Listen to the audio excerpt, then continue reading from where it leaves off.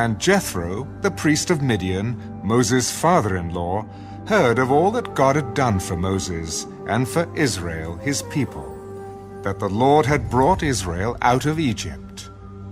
Then Jethro, Moses' father-in-law, took Zipporah, Moses' wife, after he had sent her back with her 2 sons, of whom the name of one was Gershom.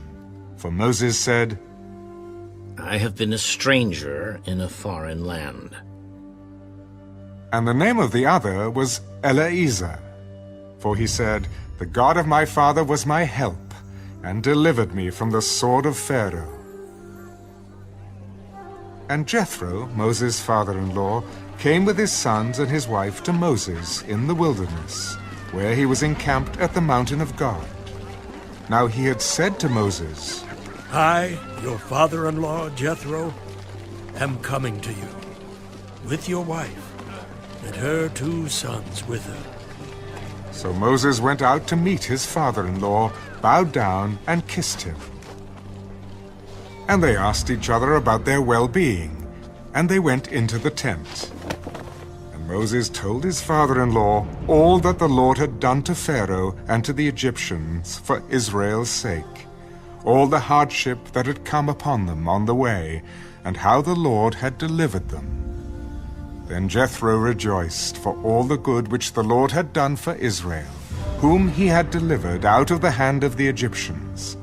And Jethro said, Blessed be the Lord, who has delivered you out of the hand of the Egyptians, and out of the hand of Pharaoh, and who has delivered the people from under the hand of the Egyptians. Now I know that the Lord is greater than all the gods, for in the very thing in which they behaved proudly, he was above them. Then Jethro, Moses' father-in-law, took a burnt offering and other sacrifices to offer to God. And Aaron came with all the elders of Israel to eat bread with Moses' father-in-law before God. And so it was, on the next day, that Moses sat to judge the people. And the people stood before Moses from morning until evening. So when Moses' father-in-law saw all that he did for the people, he said, What is this thing that you are doing for the people? Why do you alone sit, and all the people stand before you from morning until evening? Because the people come to me to inquire of God.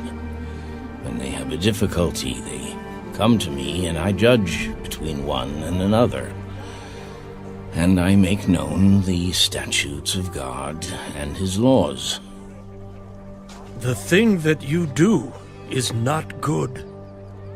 Both you and these people who are with you will surely wear yourselves out. For this thing is too much for you. You are not able to perform it by yourself. Listen now to my voice. I will give you counsel, and God will be with you. Stand before God for the people, so that you may bring the difficulties to God. And you shall teach them the statutes and the laws, and show them the way in which they must walk, and the work they must do. Moreover, you shall select from all the people able men, such as fear God, men of truth, hating covetousness, and place such over them to be rulers of thousands, rulers of hundreds, rulers of 50s, and rulers of 10s. And let them judge the people at all times. Then it will be that every great matter they shall bring to you, but every small matter they themselves shall judge. So it will be easier for you, for they will bear the burden with you. If you do this thing, and God so commands you, then you will be able to endure, and all this people will also go to their place in peace. So Moses heeded the voice of his father-in-law and did all that he had said. And Moses chose able men out of all Israel, and made them heads over the people, rulers of thousands, rulers of hundreds, rulers of 50s, and rulers of 10s. So they judged the people at all times.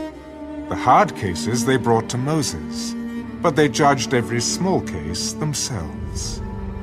Then Moses let his father-in-law depart, and he went his way to his own land.